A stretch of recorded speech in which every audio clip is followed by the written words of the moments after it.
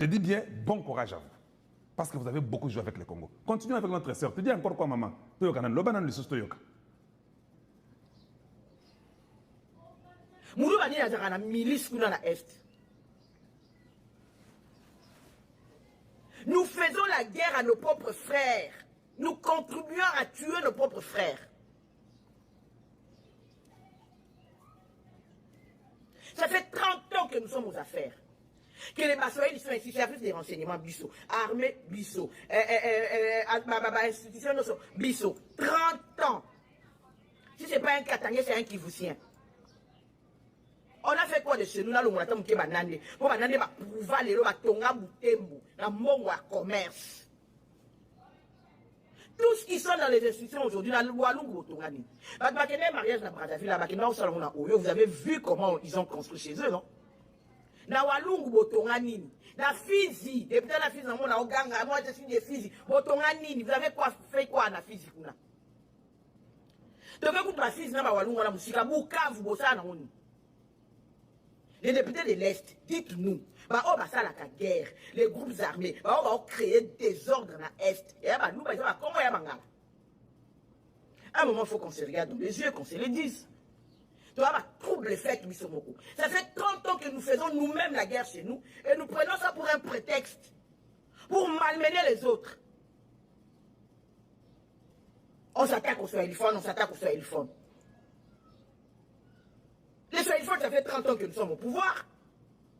Est-ce que ça ne fait pas 30 ans que les Swahili sont au pouvoir? Ça devient de la manipulation, ça devient du chantage que nous faisons aux autres. Je pense que Mangala, Congo, ils ont bien intégré l'esprit Congo. Bisoto comme un chantage. On a préparé les lits de la guerre. Ceux qui pouvaient à Kinshasa réagir, aux hommes qui toquaient ça la guerre. Et détendant tout ça, ce sont vos propres frères, vos femmes, vos nièces, vos neveux, vos cousins, vos cousines. Vous pensez que minerai aussi l'a raté? Nakasa idama ekita mukomundela olala olamuka osaboter kolta wane okita totala vous allez encore faire la guerre pourquoi na ba orwana nyonso vous avez tous des sites miniers des carrés miniers de tout ça là et à cause de ça vous faites du chantage à la République.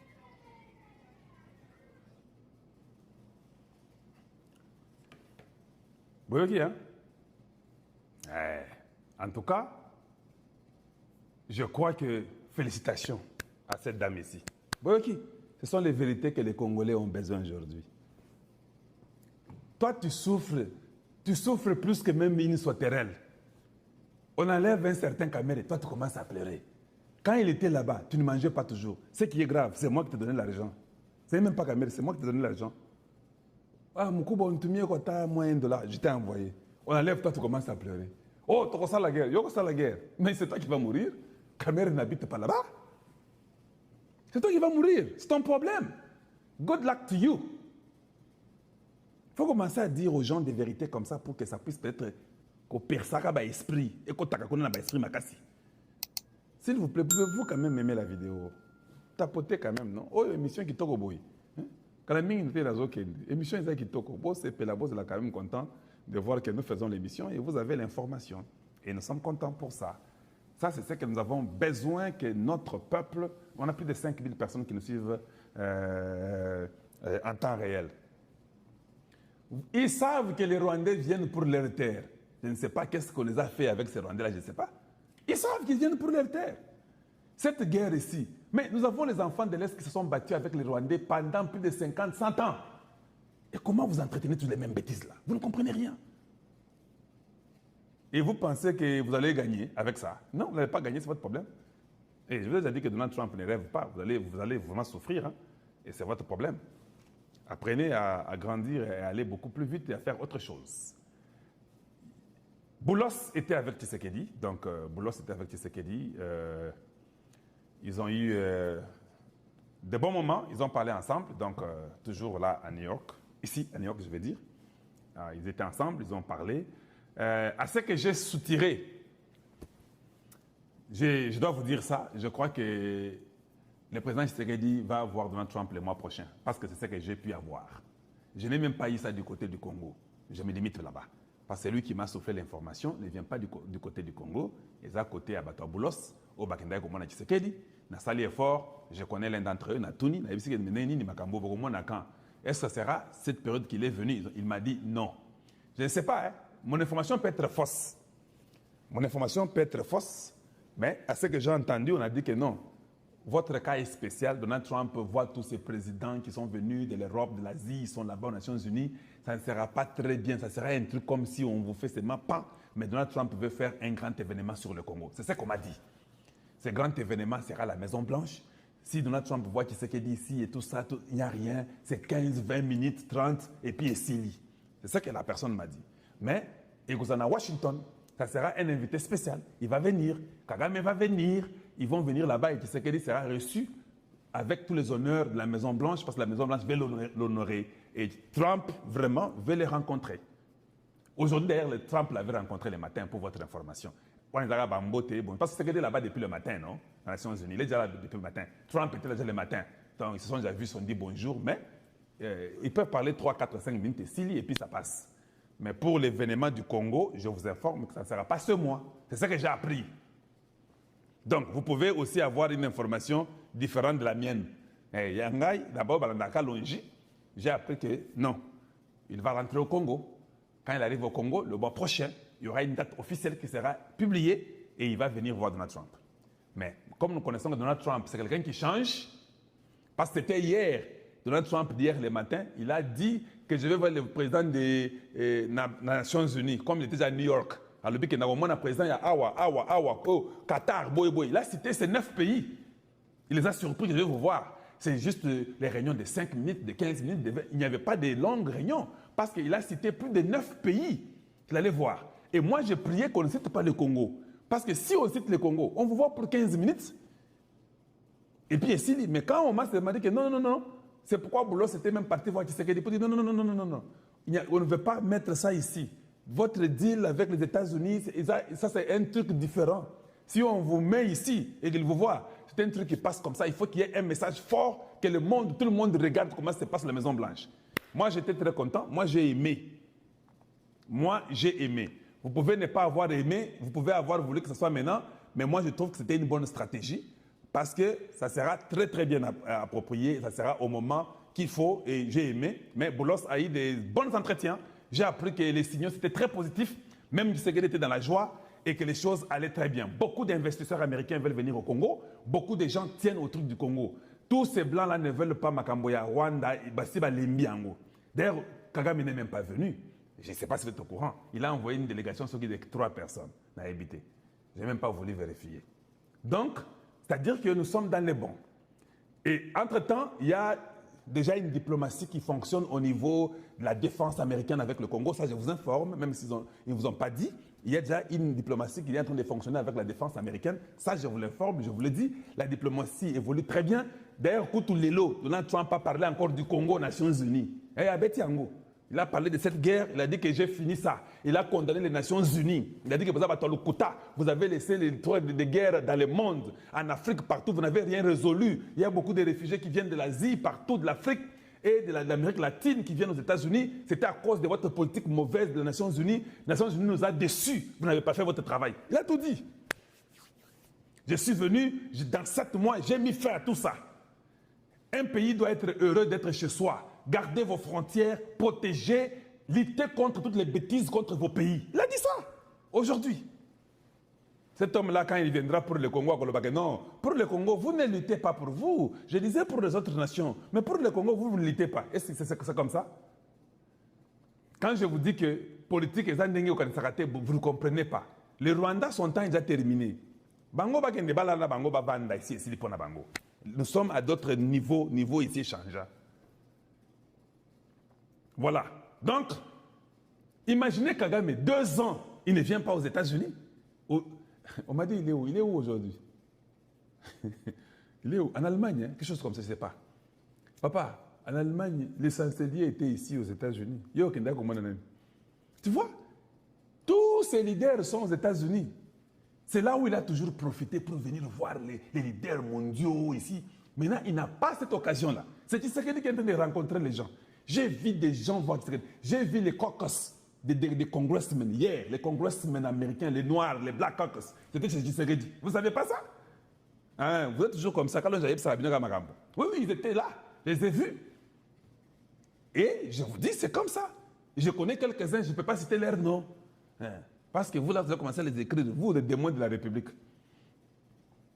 Donc, Kagame n'est pas venu. Il n'a pas eu cette occasion-là.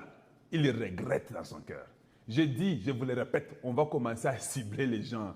Toute cette distraction-là, nous sommes arrivés à fond. Tu sais qu'il y a la carte verte. Les jours seulement que le Pentagone dit « we good to go ». Hey! Tous ces Willy Ngoma et les Bertrand Bissimois et les Nanga vont disparaître à l'Est, ils vont mourir. Ils ne vont même pas disparaître, on va les tuer tous. Et c'est comme ça. Parce que Donald Trump, même aujourd'hui, quand vous suivez son discours, vous sentez que c'est de ça qu'il parle. Il dit non, protégez à tout prix vos frontières. Oh non, vous savez, hey, les M23 ne veulent pas partir. Papa, on va vous foudroyer. Beaucoup fa, beau bangate. Voilà. Donc, il est où? Il est en Égypte. Hein? Eh oui, il peut aller là où il veut. Qu'il est en Égypte, et c'est bon pour lui. Hein? Tu vois? Donc, Azo Yamba Yamba Pamba Pamba, il ne sait pas quoi faire, il est dépassé. Nous serons avec vous. Maintenant, c'est aujourd'hui qu'il commence à aller dans les pays africains. Il a honte d'aller en Angola. Lorenzo est ici. Tous ces gens-là sont ici. Au Moni, parce que les gens n'ont toujours pas compris. Papa, l'Obi Nazaki à New York.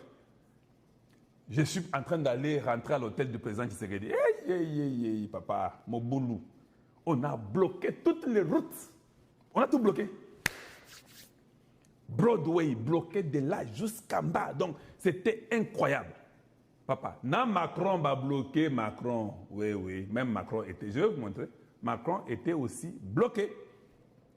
Et ce qui est étonnant, j'ai compris que les Américains sont des robots. Un policier m'a dit que, sir, you can't go through here. Je lui ai dit, why? President Trump is going that way. Me, I'm going this way. Il m'a dit, sir, I understand. You're exactly right. Nobody's moving. The motorcade is about to come now. We have also the advanced team. You just saw them, right? J'ai dit oui, yes. Even that way, there's no way. Là où Tshisekedi habitait, tout était bloqué. Donc, devant l'hôtel de Tshisekedi, on a barricadé. Il n'y avait pas moyen d'entrer dans l'hôtel de Tshisekedi. Mais je n'ai pas pensé à solo, hein. Je n'ai pas pensé à vie à Awa. Personne. Moi, je suis un taxi. Pour arriver à la 55e, là où le président Tshisekedi était. Moi, je venais, je ne sais pas, de 39. Non, je venais de combien? Je venais de 5. Ce qui 4e. Pour prendre, j'ai pris le taxi. Tant qu'on a commis na 39e, il n'y avait plus moyen. On a tout bloqué. J'ai commencé à faire les pieds. Les pieds. Arrivé à un moment donné, on a bloqué. On a bloqué et Macron, pas seulement moi. Et Macron, le président français, va bloquer le pays dans là. Mais je n'ai pas filmé Macron, mais je me suis rendu compte qu'il fallait que je le filme. Rwanda ndenge bazala kiso ki bazui territoire baza ko filmer baza ko lakisa par-ci par-là. Lelo Willy Ngoma alembi na ko lakisa biso ba image ndenge babanda ko kanga ba village na biso, mais FRDC elongo na ba wazalendo musaleza ko sala kitoko Fachi aza rassuré. Retour ya Fachi ekozala masolo mususu ya ko conquérir tous les territoires toba province toba village oyo Banyarwanda bazui toko récupérer yango déjà nanga azali na milelo nanga zoyeba te akozonga na Congo to akozonga Rwanda, donc soit akokende CPI, donc clique na bango nyonso ndenge bazali wana bakomi na kolela po bazoyeba te par rapport ndenge makambo diplomatie Fachi aza kobeta na ndenge libanda sur le plan international. Bandeko esengeli boyeba que na mikolo koya bokoyoka ndenge nini toko récupérer ba village wana, puisque na minute oyo ndenge processus ezokende, les Américains ont compris que il faut qu'on arracher ba bisika nyonso to ba zone nyonso oyo ezali exploité par le Rwandais. Esengeli ba récupérer yango bomoni ke masolo oyo bandai ko betama ya Doha ezalaki na ba voler ebele, mais masolo ya Doha toye ko comprendre que na kati ya masolo ya Doha ba Rwandais bazali ko linga pour que basolola na kati ya Doha ba intégrer na kati ya armée ndenge babanda kosenga mais ekosimba te pe Félix Tshisekedi asa boyaki yango amoni ke masolo ya Doha ya Qatar ezali kozongisa biso na sima puisque ba Rwandais bazalaka soki bosololi boke bakobaluka kaka sima bakomi koluka kaka ba raison songolo yango monike mokonza mboka aboyaki kondima masolo na bango. Pour le moment ndenge ezokende masolo ya Doha eza déjà échoué tozokende sur le volet international. Les jours à venir ko descendre ya Fachi tango New York boyeba ke déjà ba militaire ya Blackwater baza déjà na sol congolais ba mekaki un peu ko matisa ba avion na bango yango bomoni ke basko tango mataki nanga alelaka te aleli alobino Félix Tshisekedi asengi biso tosola masolo ya Doha mais tozomona ke baskoy ezali ko bombarder ba militaire na bango to ba bisika to basion oyo ba M23 bazali déjà na minute oyo ba militaire oyo bazali sur le terrain ba wazalendo elongo na FRDC bazali déterminé yango boyokaki porte-parole ya FRDC asengaki na bakongomani nyonso oyo bazalaki recruté par le M23 pona koyebisa bango que bazali ba mapinga ya ekolo na biso oyo babundi oyo basali formation pona ko sécuriser territoire congolais to pona ko sécuriser mboka na bango yango bomoni que bapesa kimbela na porte-parole ya FARDC pour assurer pour tous les militaires au adhéré na kati ya M23 pour kotalisa bango que mboka ya RDC eza toujours na besoin na bango malgré ba intégrer bango na kati ya M23 et tango munguna azali ko avancer ba esengeli esprit ezala moko ya koyeba ko sauver nation kobunda pona ekolo yango to féliciter porte-parole ya FARDC ndenge apesaki mbela oyo euti na haute hiérarchie pona kotalisa ba kongomani nyonso oyo bakoti na kati ya M23 que mboka na biso tokoki koteka ata eteni moko te tozala toujours courage mpiko pona kobunda bitumba oyo Banyarwanda bazali kobundisa biso. Bandeko Kabila asali système moko lokola alobi Kabila azali kozonga ye moko alobi azali kozonga Kabila tango balukaki na ba service ya SIA pona koyeba comment azali coopérer na est de RDC baye ko découvrir que Kabila azalaki tantôt ake na Nairobi tantôt ake na Zambie bisika o abanda kotambola pona ko réunir ba moyen to batunaye pour que ba sala attaque na SRDC boyokaki nanga lobaki ke abiento bazozo Uvira soki balongo Uvira Kisangani Kalemi ezoko ya na maboko na bango pe Katanga soki koi Kisangani bazoko mati na capitale ya Kinshasa ndenge basenga kito ndenge balobaki ndenge ba rassembler 7000 hommes pona ko démontrer to kolakisa na peuple congolais ke bakomi pembeni pona baya kokanga Félix Antoine Tshisekedi Tshilombo. Mais je vous informe que selon par rapport il y a politique Fachi Azana Yango, boyeba que les jours à venir tokozala envahi par le militaire au bakoya pona ko sécuriser ba zone to ba carré minier nyonso o ezali exploité par les expatriés au bazali ko zwa minerai ya RDC. Les jours à venir bokomona que toutes les zones où ezali na ba gaz butane où ezali na pétrole où ezali na minerai stratégique or lithium coltan cobalt et kozala sécurisé par le militaire américain société militaire américain ou bakoya autobengi Blackwater baza déjà basi ba négocier. Et pour votre information satellite auto sombi auto Félix Tshisekedi asali kiba somba ya ekozala pona ko sécuriser toutes les frontières ya République démocratique du Congo les jours à venir. Bokomona ke masolo ekokende malamu congolais nyonso bisika azali esengeli tofungola misu po munguna boyebi entrée ya AFDEL ba Rwandais bazwa kitan comment étudier comment bakoki kosala pona ba étudier ba infiltrer biso na ba plan to ba point stratégique pour que bazala toujours na monopole ya ko déstabiliser biso à tout moment yango bomonaki que tango Félix Tshisekedi a accédé au pouvoir azwaki makasi te ya kokende na Banyarwanda na Lombangu, abanda kosangisa bango bazali bandeko na biso, ba Claude Nyarukabu bazali awa tanto baye na RDC tanto bake na Rwanda kuna mpona kofortifier bandeko na bango pour que banuire to baboma biso ba Congolais.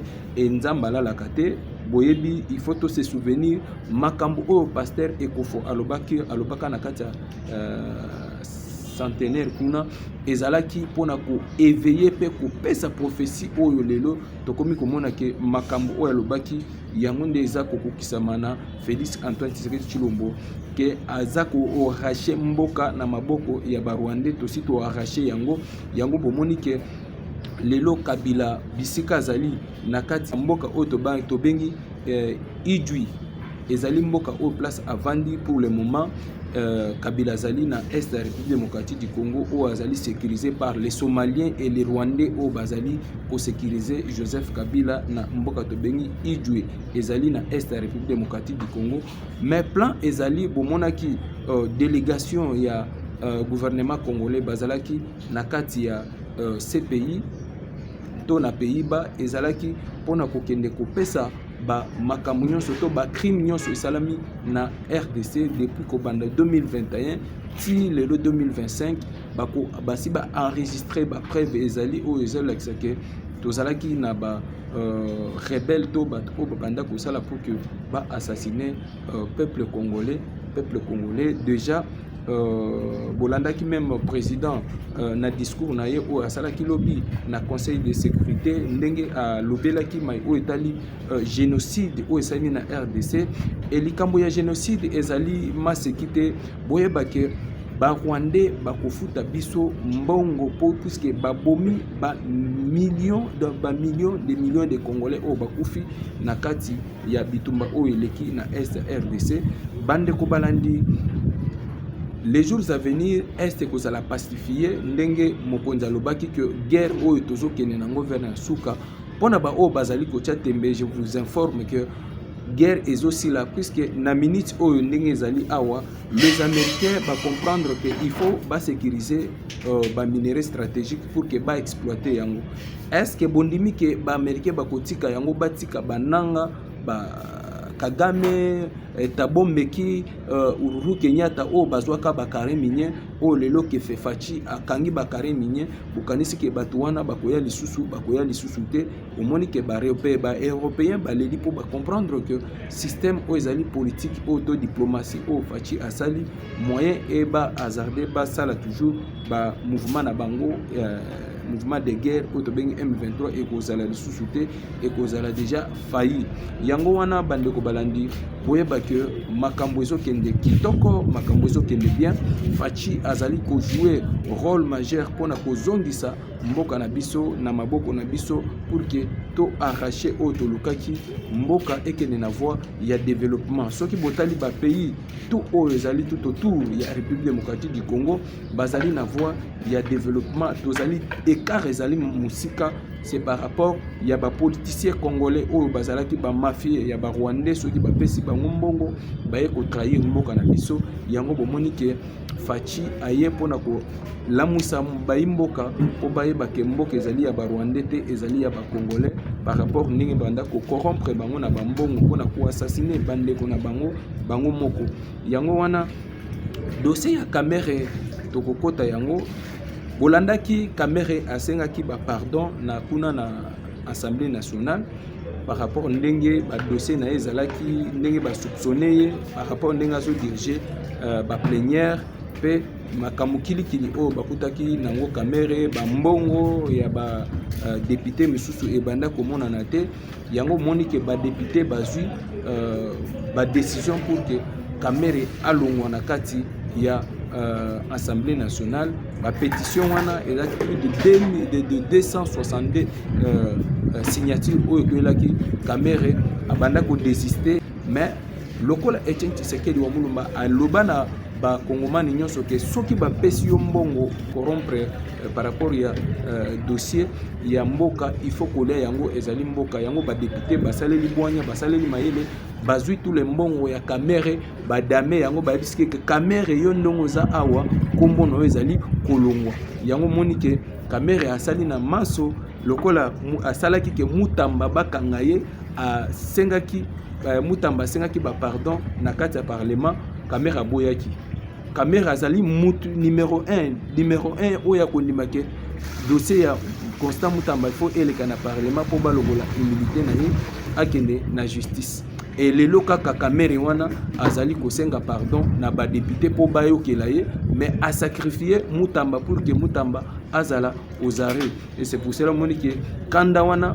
ba député balobi non lokola fachi azali na posa ya changement tokoki kolanda esprit ya kamere te kamere azali Rwandais Burundais oyo aye na Congo pona ko déstabiliser politique ya mboka na biso yango monique batie libanda ye moko aye komona ke moyen asala autrement ezali te yango monique azui démission ye moko aleki na plénière a déposer démission na ye na pete et lelo elakisi ke fachi azali ko écarter tous les mauvais politiciens bozomona ke kamere akufi libela et tant monique a déposé démission na ye akena parti ya UDPS pour na kotalisa bango te atindaki secrétaire permanent ya parti na ye po akende kosolola na Augustin Kabuya po a luka moyen nini unité ekoki kozonga mais eza déjà plus tard toyebaki déjà dès le début ya FCC cache que kamere azali caméléon mais nzambala la kate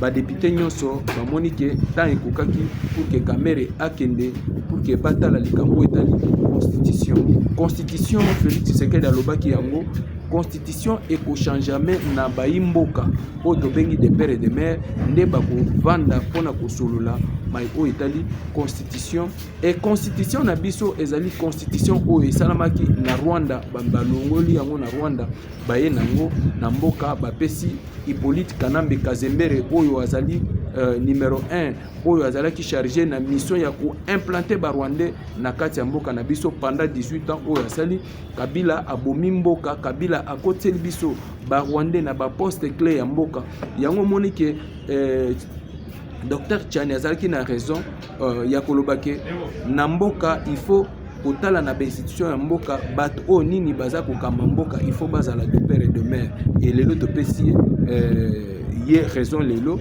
ya maloba na ye oyo alobaki et les jours à venir okomona ke makambo nyonso oyo ya nationalité ekozongela puisque infiltration ezalaki na niveau ya nationalité et les jours à venir okomona ke membre to congolais nyonso akozwa carte d'identité na ye yango nde ezali déjà en cours pour que chaque population to chaque congolais nyonso place azali esengeli azwa carte d'identité pour que toyeba nani aza na mboka nani aza congolais to nani aza congolais te et toza kosenga na ba autorité ya mboka toza kosenga na mama Judith Sumina Sutuluka esengeli à revoir likambo oyo etali ba chef du quartier ba chef ya de la rue bango nde mutu bazali kosala fierté ya koyeba ya ko identifier congolais nyonso bai oyo bazali kokota na ba oyo bazali kobima esengeli tozonga na base tozonga na l'époque ya Mobutu ndenge ezalaka bato baza koya